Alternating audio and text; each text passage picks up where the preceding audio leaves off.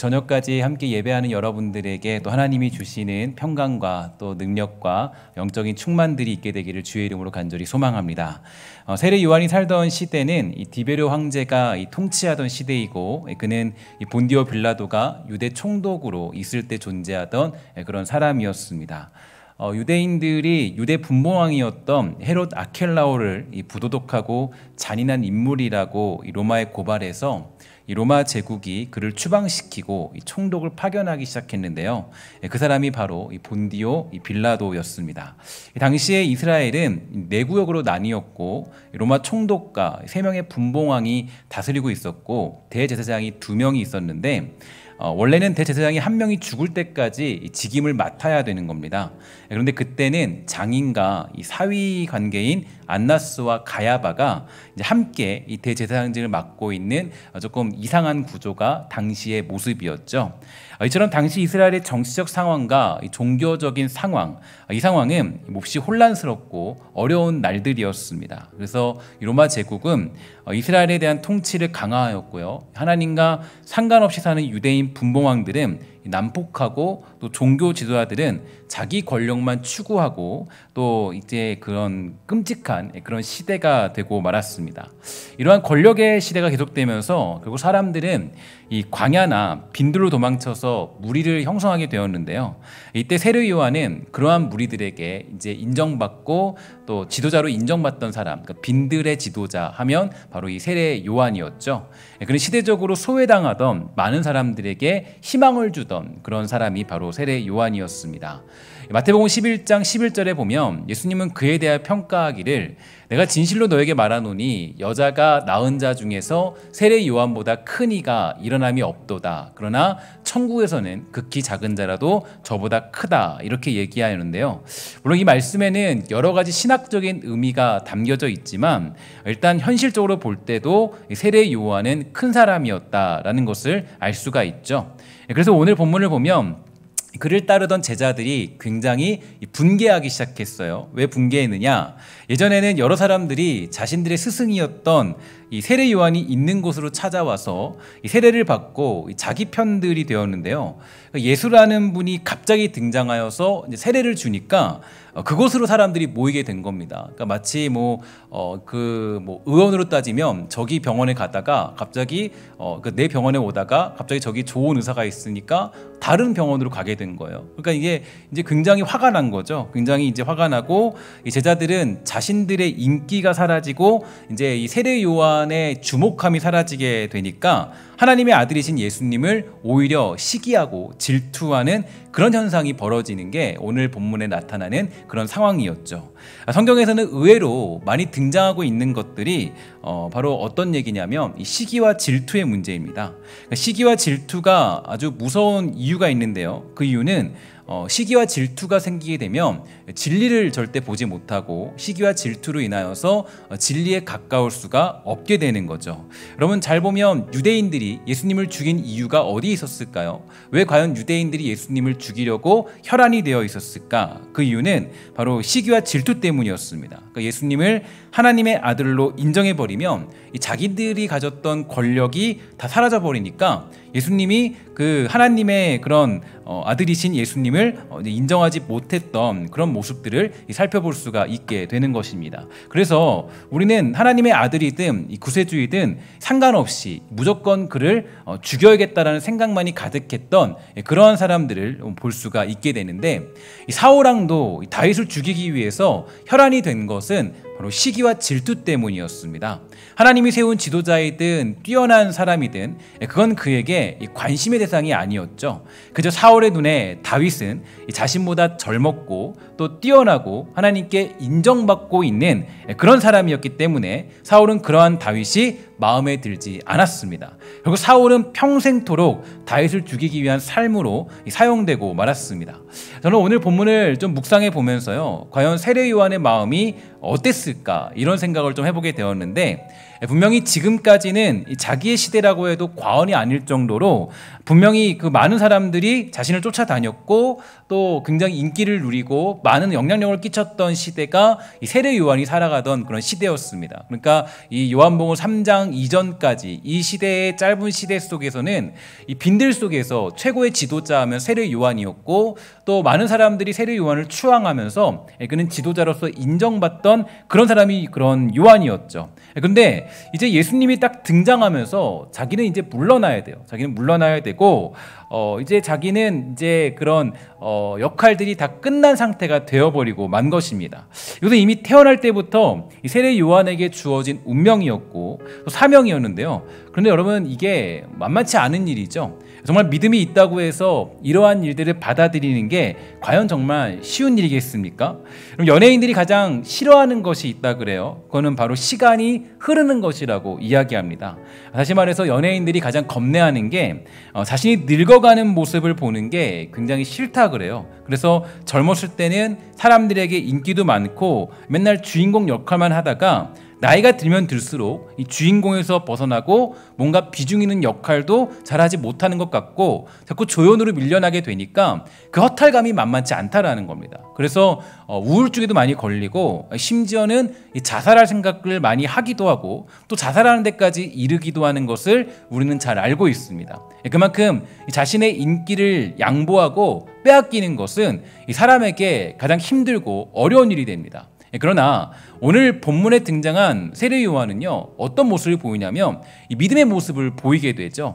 분명히 자기의 인기나 주목받고 있는 시선이 예수님께 빼앗기는 것을 알고 있었음에도 불구하고 그는 예수님께 이 모든 것을 넘겨버리는 것을 우리가 알게 되는 그런 장면이에요.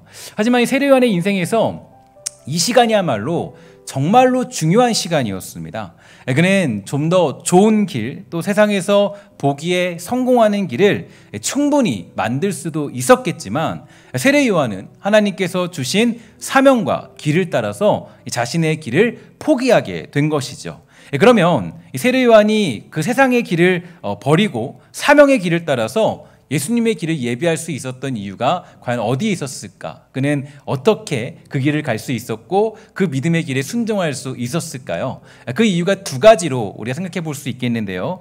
첫 번째로 그는 광야에서 성장했다는 것을 알 수가 있는 대목입니다. 일단 세례 요한의 부모님은요, 굉장히 경건한 사람들이었어요. 여러분 아는 것처럼 아버지 사가랴는 제사장이었고 어머니 엘리사벳은 아주 경건한 여인이었습니다. 사가랴가 주의 성소에서 분향할 때 이 천사가 나타나서 그의 아내 엘리사벳에게 아들이 태어날 것을 예고해 주었죠.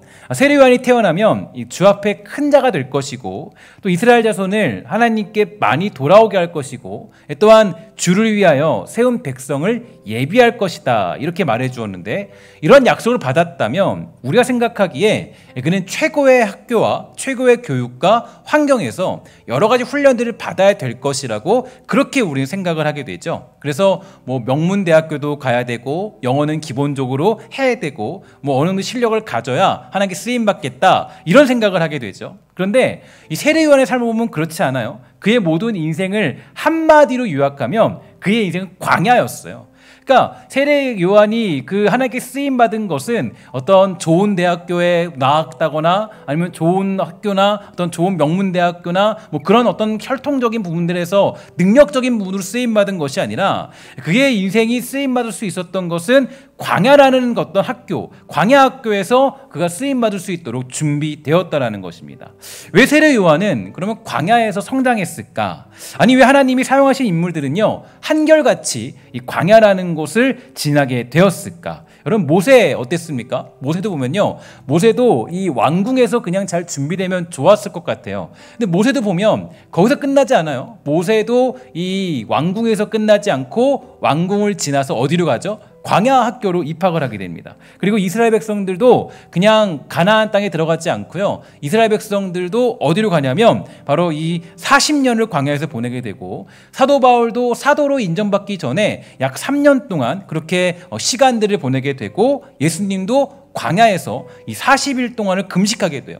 그러니까 성경의 많은 인물들이 이 광야라는 곳을 아주 필수적으로 거쳤고, 굳이 진짜 광야는 아니더라도 현실적인 광야를 모두가 거친 것을 우리 모두는 알고 있다라는 겁니다. 도대체 하나님은 왜, 무엇 때문에 이 광야로 하나님의 백성들을 보내시는 걸까요?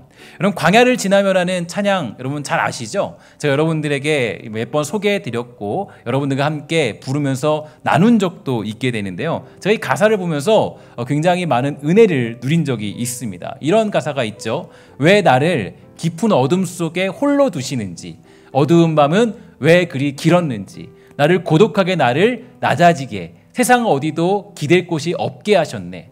주님만 내 도움 되시고 주님만 내 빛이 되시는, 주님만 내 친구 되시는 광야. 주님 손 놓고는 단 하루도 살 수 없는 곳 광야.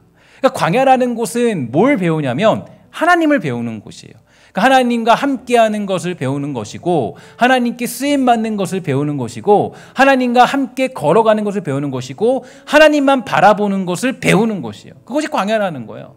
그러니까 광야를 왜 하나님이 보내시느냐, 왜 광야로 보냈냐, 왜 세례 요한을 광야로 보냈고, 왜 모세를 광야로 보냈고, 때때로 저와 여러분들을 광야 같은 곳으로 우리를 인도하느냐, 그 이유는 하나님만 바라보도록 하기 위함이에요. 그러니까 우리가 인생을 살아가다 보면 이 세상 속에서 우리가 나도 모르게 하나님만 바라봐야 되는데, 사람을 바라본다던가 아니면 물질을 바라본다던가 나의 환경을 바라본다던가 그런 것들을 의지하며 살아갈 때가 많이 있어요. 그러나 우리가 하나님께 쓰임받는 방법은 오직 하나님만 바라보는 것입니다. 그래서 하나님이 우리를 어디로 인도하시냐면 바로 하나님만 바라봄으로 말미암아 이 땅 가운데 승리할 수 있는 삶이 무엇인가에 대해서 그것을 알려주기 위해 우리를 광야로 인도하시는 거죠. 그래서 이 광야라는 찬양의 마지막 가사가 저는 아주 핵심적인 내용이라고 생각해요. 너무 멋지죠? 이렇게 얘기합니다. 내 자아가 산산이 깨지고, 그렇죠? 그리고 높아지려 했던 내 꿈들도 주님 앞에 내려놓고 오직 주님 뜻이 이루어지기를, 나를 통해 주님만 드러나시기를 광야를 지나며. 그럼 이 가사를 보면서 저는 너무나도 은혜를 받았어요. 그러니까 광야를 왜 지나냐 보니까요, 지난 이유가 있대요. 내 자아가 산산이 깨진대요. 그리고 높아지려 했던 내 꿈들도 주님 앞에 내려놓는데요. 그리고 오직 주님 뜻만 이루어지는 것을 배운다라는 거예요. 그리고 나를 통해 주님만 드러나는 것을 광야를 통해 배운다라는 거예요. 그러니까 왜 우리가 광야로 가느냐? 이유는 간단하죠. 내 자아를 깨뜨리도록 하기 위해서. 이 찬양의 가사를 불러보면서 하나님께서 우리들을 광야로 보내시는 이유에 대하여서 한번 묵상해 보았습니다. 광야에는 사람들이 없죠. 그리고 그곳은 고독한 곳이고 군중들이 없습니다. 홀로 머무는 곳, 그곳에 가야 우리는 하나님을 만날 수 있기 때문입니다. 그리고 광야에서 하나님의 말씀을 들을 수 있기 때문인데, 이 광야라는 히브리 말의 어원과 이 말씀이라는 히브리 말의 어원이 같습니다. 그래서 즉 하나님은 광야에서 말씀하시는 거예요. 그래서 누가복음 3장 2절에 보면요, 이런 말씀이 있어요. 안나스와 가야바가 대제사장으로 있을 때 하나님의 말씀이 빈들에서 사가랴의 아들 요한에게 임한지라. 즉 빈들에서 있을 때 말씀이 임하게 된 것입니다. 그 빈들 광야 속에서 요한은 하나님의 말씀을 받았고 하나님을 만난 거예요. 그리고 자신이 어떤 길을 가야 할지에 대한 정체성을 발견하게 된 것입니다. 저와 여러분들도 이런 광야를 지날 때가 있어요. 분명히 이런 광야를 지나게 됩니다. 그리스도인이라면 이런 광야를 지나게 돼요. 내 자아가 산산이 깨질 때가 분명히 찾아오게 되고, 나 혼자 남는 때가 분명히 찾아오게 됩니다. 그래서 원망할 때도 종종 있을지 모르겠어요. 지금 내가 왜 이런 광야 속에 처해만 하는지, 왜 나만 홀로 두시는지, 왜 나만 있는지, 이런 광야길을 걸어가야 하는지, 맨날 내가 먹는 게 메뚜기나 석청이나 먹으면서 살아가야 하는지 의문이 들 때가 분명히 찾아오게 됩니다.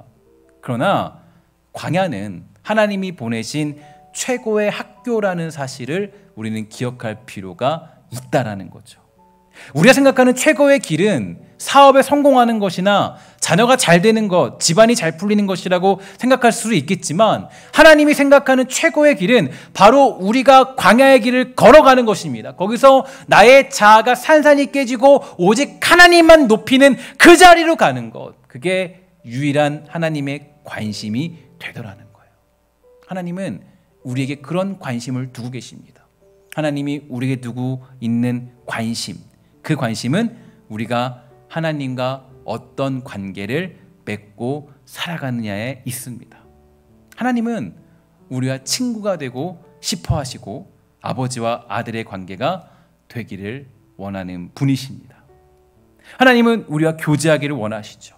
그래서 자신의 아들을 죽이시기까지 하심으로 자신과 교제할 수 있는 길을 열어주셨습니다. 그럼에도 불구하고요, 우리들은 완악하고 또 하나님을 찾지 않습니다. 아무리 구원의 길이 열렸고 또 이미 구원의 길에 들어갔다 할지라도 조금만 편해지면 하나님과 멀어지는 것이 우리들의 모습이 되죠. 제가 종종 새벽에 기도하는 분들의 모습을 살펴볼 때가 있어요. 이분들의 얼굴을 보면요, 언제나 제가 늘 말씀드리지만 밝지는 않아요. 웃으면서 기도하시는 분들은 잘 찾아보기가 힘듭니다. 막 밝은 모습으로 새벽에 뛰쳐나오시는 분들은 많지 않습니다. 그래서 이분들을 보게 되면요, 이런 생각이 들었어요. 무슨 일 때문에 이 코로나 시대에도 나와서 새벽에 나와 기도하는 걸까? 그러니까 정말 코로나 시대에도 나와서 새벽에 기도하시고 또 코로나 시대에도 새벽에 유튜브를 보시면서 기도하시고, 물론 믿음의 문제도 있겠지만 제가 늘 새벽에 기도하시는 분들을 보면서 내리고 있는 결론은 이분들은 아마도 이미 광야를 지난 분들이거나 지금 광야를 지나고 있는 분들이라는 것입니다. 광야를 지나면서 하나님만 바라보는 법을 배웠거나 아니면 하나님만 바라보는 훈련을 받고 있는 사람들이 모인 곳이 바로 새벽을 깨우는 자리라는 거죠. 여러분들과 저도 광야를 만날 때가 있습니다. 세상에서 보기에는 그 광야길이 최악의 자리처럼 보일 수 있어요. 인정받는 자리가 아닐 수도 있습니다. 사람들은 우리를 인정해주지 않을 수 있어요. 야, 저 예수 믿더니 광야로 처박혀 버렸네. 아무것도 남지 않은 사람이 되어버렸어. 그러나 하나님이 인도하시는 광야길은요, 최고의 믿음의 학교예요. 그러니까 어쩌면 우리가 모든 것을 가졌기 때문에 하나님을 보지 못할 수도 있어요. 내가 누리고 있기 때문에 하나님의 진짜 기쁨을 누리지 못할 수도 있어요. 그러니까 하나님이 우리를 자꾸 광야길로 우리를 인도하시는 거예요. 우리는 그곳에서 믿음이 무엇인지를 배우게 되고 하나님만 의지하는 삶으로 거듭날 수가 있게 되는 것입니다. 혹시 여러분 인생길에서 여러분 어떻습니까? 나를 고독하게 만들고 또 낮아지게 만들고 세상 어디에도 기댈 곳 없는 광야 같은 길을 만나셨습니까? 그러나 우리는 그 광야의 길이 최고의 믿음의 학교라는 것을 기억해야만 할 것입니다. 그리고 그 광야길을 지나게 되면 우리는 두 번째 단계로 가게 되어 있는데요.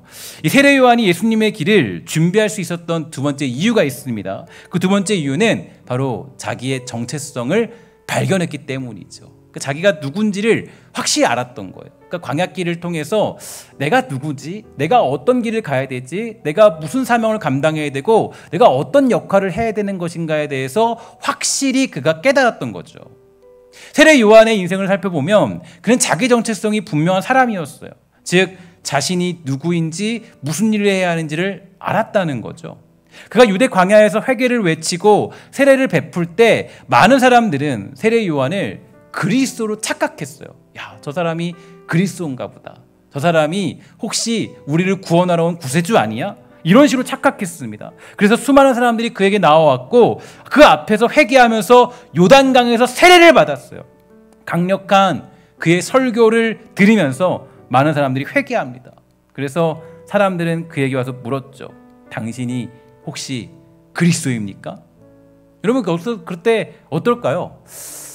여러분들이 만약에 세례 요한이라면 어떤 마음이 들 것 같아요? 여러분 그냥 저 아니에요. 과연 그럴 수 있을까요? 왜냐하면 모든 사람들이 전부 다 고대하던 그런 사람이에요. 그리고 사람들이 다 그리스도가 맞을 거다라고 확신하고 물어보고 있어요. 그러면 여기서 이 유혹을 뿌려치는 것은 굉장히 어렵습니다. 그냥 나 맞아요 라고 한다면 어느 정도의 어떤 영광과 인기, 뭔가 군중들이 주는 뭔가 어떤 그런 것들을 누릴 수 있는 상황이 될지도 모르겠어요. 사람들이 묻는 거예요. 당신이 그리스도입니까? 그때 그는 분명하게 자기가 누군지를 밝혀주고 있죠. 오늘 본문 28절에 보면 이렇게 말합니다. 나는 그리스도가 아니요 그의 앞에 보내심을 받은 자라고 한 것을 증언할 자는 너희니라. 이렇게 얘기합니다. 세례 요한은 자신이 그리스도가 아니라는 것을 분명히 밝혀줬습니다. 그는 자신이 그리스도의 길을 예비하는 사람임을 알았다는 거죠. 자신이 누구이고 내 위치가 무엇이고 내가 가진 한계가 어떤 건지를 알았습니다. 그리고 자신이 증거하는 그런 예수님이 어떤 분인지를 알았어요. 세례 요한은 자신을 가리켜서 뭐라 그랬습니까? 나는 광야에 외치는 소리일 뿐이다. 자신이 어떤 일을 할 것이고 누구를 위해 살아가야 하는지를 잘 알았다는 거예요. 여러분, 자기 정체성이 분명한 사람의 특징이 있죠. 어떤 건지 아십니까? 바로 겸손함이에요. 겸손함. 그러니까 내가 누군지 알면 이 사람은 겸손하죠. 그러니까 자기 위치를 알고 있기 때문이에요. 그러니까 내 위치를 알고 있기 때문에 그 겸손함이 있다라는 거예요. 어떤 사람들은 처음 시작할 때는 겸손했다가 나중에는 그 겸손을 상실하고 자기 위치를 지키지 못하는 경우도 종종 많이 보게 됩니다. 여러분, 구약의 사울왕이 대표적인 인물이었죠. 그는 왕위에 오를 때 아주 그 겸손하게 나옵니다. 그래서 심지어는 뭐 이렇게 시골에 있던 그런 한 사람 이렇게 뭐 표현될 정도로 그냥 겸손한 그런 사람의 그냥 자체였어요. 그냥 겸손하게 그냥 이렇게 살아가던 사람으로 손꼽히는 사람이 그냥 사울이었습니다. 그러니까 그냥 그 사람은 삶이 뭐 어떤 교만할 것도 없고 뭐 가질 것도 없고 내세울 것도 없고 그런 사람이었어요. 그런 지파에 있던 사람이었습니다. 근데 이 사울이요, 왕이 된 지 불과 2년도 못 되어서 어떻게 되냐면 교만해지기 시작해요. 그 이유가 어디 있어요? 바로 자기의 위치를 망각해버렸기 때문이에요. 반면에 사도 바울은 어땠습니까? 사도 바울은 자기 자신을 발견하죠. 내가 누군지를 알았어요. 그래서 자신을 뭐라 그래요? 항상 고백하기를 뭐라 그럽니까? 자신은 죄인 중에 괴수다. 이 고백을 떠나지 않아요. 그러니까 언제나 그 고백을, 언제나 자신을 소개할 때마다, 어떤 믿음을 간증할 때마다 자신은 죄인 중에 괴수다라는 것을 언제나 그는 고백합니다. 자신의 한계를 알고 있었고 내가 할 수 있는 것과 할 수 없는 것을 잘 알았습니다. 그렇다고 바울이 뭐 자신을 비하하거나 멸시한 것은 아니에요. 근데 하나님께서 자신에게 주신 상급이 뭔 줄을 알았고 자기 자리와 위치가 무엇인지를 정확하게 알던 사람이었습니다. 그러니까 이 사도 바울은 교만하지 않았고요. 자기 자리를 지키면서 소명을 따라 살던 사람이 바로 사도 바울이었죠. 여러분, 우리들도요, 예수 믿으면서 자기 정체성을 발견하는 것이 중요합니다. 자기 자신이 누구인지를 알게 되면 겸손해지고 내가 해야 할 일을 하게 됩니다. 누군가의 길이 되어주는 일들도 마다하지 않게 되죠. 내가 빛나지 않고 다른 사람이 빛난다고 해도 괜찮습니다. 왜냐하면 내가 어떤 일을 해야 하는지를 잘 알고 있기 때문이에요. 그러나 자기 정체성을 발견하지 못한 사람, 내가 어떤 일과 어떤 역할을 해야 되는지 모르는 사람들의 특징은 시기하며 질투하게 되죠. 욕심을 부리면서 인간적인 타락이 찾아오는 이유가 내가 어떤 자리에 있는지를 모르기 때문입니다. 고든 맥도날드가 쓴 내면 세계의 질서라는 책이 있습니다. 유명한 책이 있죠. 이 책을 보면 이 사울왕을 쫓겨다니는 사람이다라고 명명했습니다. 이 쫓겨다니는 사람의 특징은 소명을 따라 살지 않고 욕망과 야망을 따라 살아갑니다. 그는 오직 성취함으로 만족을 얻게 되죠. 존재 자체에서 목적을 얻는 것이 아니라 성취를 통해서만 만족을 얻으려고 하므로 권력, 물질, 인기, 군중 등에 집착하는 것이라고 합니다. 반면에 세례 요한은 어때요? 세례 요한은 부름받은 사람이라고 말해요. 그러니까 부름받은 사람은 소명을 따라 사는 사람이기에 이 충동이나 인기를 따라 살지 않습니다. 그의 내면은 정돈이 잘 되어 있고 외적인 것을 추구하지 않고 이 성공보다는 성품과 성취보다는 섬김에 관심이 있어요. 그러니까 특히 부름받은 사람의 특징은 위의 것을 바라보며 산다는 그런 모습들이 있습니다. 즉 세상 것에 집착하지 않고 자신이 가진 모든 것이 맡겨진 것임을 알면서 하나님의 때에 두 손을 펴야 한다는 것을 아는 사람입니다. 현실을 따라 살지만 영원이라는 가치관을 가지고 살아가는 사람을 의미하는 거겠죠. 그래서 이런 사람들은요, 외로울 수도 있어요. 그러니까 누군가의 길을 만들어주는 사람들, 부름받는 사람들, 이런 사람들은 그러니까 위의 것을 바라보는 사람들은요 외로울 수 있어요. 가난할 수도 있고 사람들의 눈에는 실패한 사람처럼 보일 수도 있어요. 그러나 그의 내면에는 세상의 어떤 기준에도 굴복하지 않는 당당함이 있고 평화와 기쁨이 있습니다. 바로 그게 세례 요한에서 찾아볼 수 있는 모습이 되는 것이죠. 오늘 저와 여러분들에게 이 세례 요한과 같은 당당함이 있게 되기를 주의 이름으로 간절히 소망합니다. 종종 우리들은 사울왕과 같이 욕심으로 인하여서 질투와 시기에 끌려다닐 때가 많이 있습니다. 왜 나는 저 사람의 길을 만들어줘야만 하는 거야? 이런 질문을 던질 때가 있죠. 왜 나는 이런 역할만 해야 되는 거지? 항상 내가 중심에 서야 되고 저 사람의 인생의 길이 되어야 한다고 생각하지만 하나님은 우리들이 자기 자리에 최선을 다하여서 주님께서 오실 길을 준비하시기 원하십니다. 우리가 이 땅을 살면서 해야 하는 것은 얼마나 많은 일을 했느냐가 아니라 하나님께서 주신 소명에 따라 살았느냐, 이 질문이 중요한 겁니다. 제가 언젠가 여러분에게 설명드리고 설교한 적이 있는데요, 다윗과 요나단의 이야기를 말씀드린 적이 있죠. 다윗과 요나단의 이야기를 여러 가지 방면으로 설명할 수 있고 해석할 수 있지만, 다윗과 요나단에서 이 요나단은 사실 왕이 되기에 적합한 사람이었습니다. 그리고 왕이 되기 위해서는 반드시 다윗을 제거하는 게 요나단이 가지는 가장 중요한 방법이었어요. 사울을 따랐어야 돼요. 근데 요나단이 택한 건 어떤 거냐? 다윗에게 말합니다. 너가 왕이 돼야 돼. 그리고 모든 것들을 다 양보하는 것을 볼 수가 있게 되죠. 이 길을 가는 게 어려워요. 그러나 이 요나단은 알았어요. 그러니까 나의 정체성을 알았고, 내가 어떤 일을 감당해야 되는지 알았고, 내가 어떤 길을 해야 되는지를 잘 알고 있었습니다. 그래서 이게 우리에게 주는 굉장히 중요한 메시지가 되는 것이죠. 그러니까 우리가 이 땅을 살면서 해야 하는 것은 얼마나 많은 일을 했느냐가 아니라 그랬어요. 하나님께서 주신 소명에 따라 살았느냐, 이 질문이 가장 중요한 것입니다.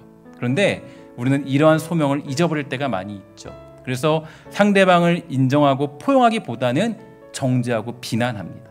마치 사울이 다윗에게 창을 던진 것처럼 비수를 던질 때도 많이 있다라는 거예요. 그 모든 것들은 소명에 근거한 것이 아니라 자기 욕심에 근거한 삶을 살고 있기 때문입니다. 제가 이 로마서를 예전에 묵상하면서 이 바울이 펼친 논지를 살펴보고 조금 놀란 적이 하나 있는데요. 로마서는 총 16장까지 되어 있는데 11장까지는 교리적인 이야기들이 담겨져 있습니다. 그래서 이 구원은 어떻게 시작되었고 구원은 무엇이고 어떤 능력이 있는지를 잘 설명해 줍니다. 그렇게 11장까지 교리적인 이야기들을 하고 12장부터는 구원받은 삶은 어떻게 살아야 하느냐에 대한 현실적인 이야기를 해주는데요. 이 바울이 구원받은 성도들에게 처음으로 제시하는 삶의 내용이 뭔지 아십니까? 바울이 처음으로 구원받은 백성들에게 하는 내용, 그 내용이 너무 놀라워요. 뭐냐면 매일 기도하십시오. 매일 말씀 보십시오. 매일 성실히 섬기십시오. 이게 아니에요. 그게 아니더라고요.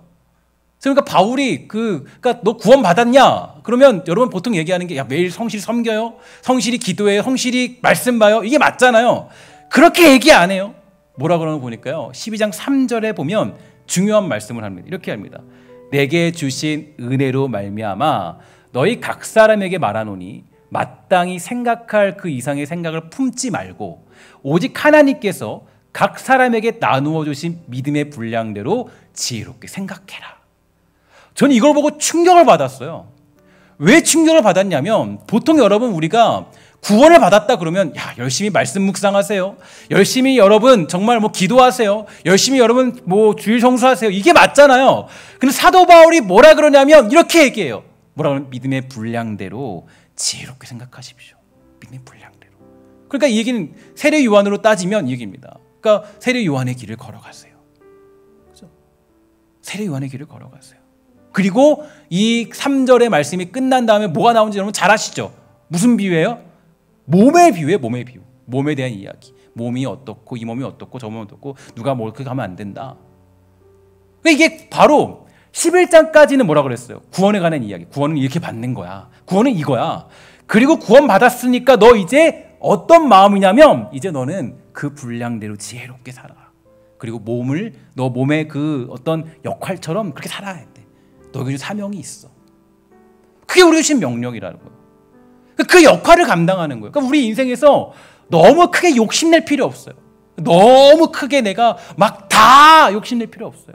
하나님이 주신 사명이 뭔지, 내가 어떻게 감당하면 되는지, 내가 어떻게 누군가의 길이 되어주면 되는지, 내가 어떻게 손이 되고 발이 되고, 내가 어떻게 손가락이 되고 발가락이 되고, 내가 어떻게 몸의 역할을 감당하면 되는지. 제가 사실 신성교회에 있으면서 이 신성교회에서 부교육자 생활을 정말 오래 하지 않았습니까? 10년 넘게 11년을 부교육자 생활을 감당했어요. 그러면서 정말 많은 걸 경험했어요. 어떤 걸 경험했냐면, 사실 제가 늘 살아왔던 인생을 보면 항상 보면 뭐 리더 잘하고 뭐 대표하고 그랬었습니다. 항상 그 일을 감당했어요. 근데 제가 부교육자 생활을 10년 동안 하면은 어쨌든 부교육자잖아요. 근데 그때 부교육자 생활하면서 배운 게 있어요. 하나님한테 늘 기도했던 게 있어요. 어떤 기도냐면, 하나님, 제가 제 역할에 충실하도록 해주세요. 제가 부목회자로서 잘 감당하도록 해주세요. 그 역할에 제가 충실하게 해주세요. 항상 그 기도를 놓지 않아요. 정말로 하나님께 매일같이 새벽마다 기도할 때마다.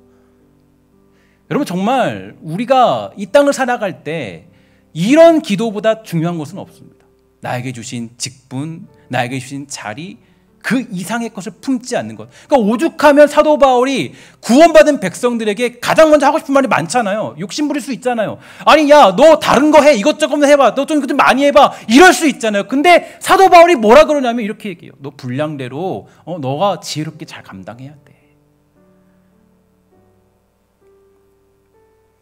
바울이 가장 먼저 제시하는 성도들이 가져야 될 삶의 모습입니다. 세례 요한은 예수님을 위해 길을 예비했고, 예수님이 등장하자 조용히 물러났죠. 이게 진짜 만만치 않은 거예요. 조용히 물러납니다. 자기의 소명을 발견한 사람들의 특징이죠. 자기 사명을 완수한 다음에는 조용히 물러서는 것 정말로 어렵습니다. 그러나 세례 요한은 그 어려운 일을 해내게 되죠. 요한복음 10장 41절과 42절에 보면 세례 요한에 관하여 이런 평가를 내립니다. 많은 사람이 왔다가 말하되 요한은 아무 표적도 행하지 아니하였으나 요한이 이 사람을 가리켜 말한 것은 다 참이라 하더라. 그리하여 거기서 많은 사람이 예수를 믿으리라. 분명히 세례 요한은 모태로부터 성령 충만한 사람입니다. 그러나 그는 뭐라 그래요? 아무 표적도 행치 않았다. 참, 이게 정말 누구나 자기 능력을 인정받고 싶어 하잖아요. 자기가 얼마나 대단한지를 다 인정받고 싶어요. 그러니까 제가 오늘도 그 강의를 아침 새벽에 들으면서 우리 한국 사람을 증명하는 방법이 이거래요. 능력 인정. 그러니까 누군가 능력 인정받으면 그건 한국 사람을 가장 인정하기 좋은 방법이래요. 그러니까 세례 요한도 마찬가지겠죠. 능력 인정받으면 좋잖아요. 나 그 성령 충만한데. 근데 세례 요한이 뭐라 그러죠? 성령 충만했는데 평가가 뭐라 그래요? 아무 표적도 행치 않았다. 아무 표적도 이거는 정말 이거는 이 사도 그 세례 요한으로서는 어떻게 보면은요, 이게 말도 안 되는 얘기예요. 말도 안 되는 얘기예요. 근데 뭐라 그러면 평가 내리면은 아무 표적도 행치 않았다. 어떻게 이런 일이 가능할 수 있을까요? 누구든지, 여기 있는 누구든지, 저와 여러분들 모두가 다 인정받고 싶어요. 다 인정받고 싶어. 인정에 우리는 굶주려 살아요. 그죠? 그런데 얘기하기를 나는 아무 표적도 있지 않았다. 이게 세례 요한의 마지막 평가예요. 세례 요한은 그렇게 살았어요. 여러분들과 제가 꿈꾸는 그리스도인의 이상향은 어떤 것입니까? 저도 이 말씀을 묵상하면서 하나님 앞에 그렇게 고백합니다. 하나님, 저도 세례 요한같이 살기를 소망합니다. 제가 더 하려고 발버둥 치지 않고, 더 뭔가를 더 난리치지 않고, 정말 하나님이 시키시는 대로, 하나님이 말씀하시는 대로, 하나님이 정말 이끄시는 대로 누군가의 길이 되려면 길이 되고, 그죠? 그게 우리가 가야 될 길인 거죠. 사랑하는 여러분, 우리 모두가 정말 부름받은 이유는요, 그건 것 같아요. 하나님은 저와 여러분들이 결국에는 그렇습니다. 누군가의 길이 되라고 여러분과 저를 세우신 거예요. 우리가 나를 증명하라고 세우신 건 절대 아닙니다. 너가 얼마나 뛰어난지, 네가 얼마나 대단한지 그러려고 우리를 세운 것은 아니에요. 여러분과 저를 세우신 이유가 어디에 있습니까? 예수님처럼, 그죠? 예수님이 뭐 했어요? 예수님이 얼마나 뛰어난지 증명하고 가셨나요? 아니죠. 예수님은 우리의 구원을 마련하시기 위해서 우리의 길이 되셔서 그 길을 마련하시고 예수님은 구원의 길을 걸어가셨습니다. 우리도 바로 그 길 걸어가는 거예요. 저와 여러분들이 세례 요한이 되어서 우리가 기억되지 않는다 할지라도, 그죠? 세례 요한처럼 아무 표적도 행치 않았다 라고 할지라도 그래도 우리가 누군가를 살릴 수 있다면 기꺼이 그 길 걸어가는 사랑하는 신성의 권속들, 또 제가, 우리 모두가 다 되기를 주의 이름으로 간절히 부탁을 드리겠습니다. 함께 시간 기도하도록 하겠습니다. 하나님 감사합니다. 사랑하는 주의 백성들 모두가 우리 세례 요한의 길을 다 걸어갈 수 있도록 허락하여 주시옵소서. 이 땅 살아갈 때 나를 증명하기 위해서 발버둥 치는 것이 아니라 우리가 정말 하나님의 백성으로서 부름받은 사람으로 정말 세례 요한의 길을 함께 걸어갈 수 있도록 주님 허락하여 주시옵소서. 주의 은혜가 있기를 소망하며 우리에게 세례 요한의 마음을 부어주시고 우리가 정말 구원받은 백성으로 그 길 걸어가기에 충분한 그런 놀라운 능력과 사명과 소명들을 우리 모두에게 베풀어 주시옵소서. 모든 말씀 예수님의 이름으로 간절히 기도합니다. 아멘.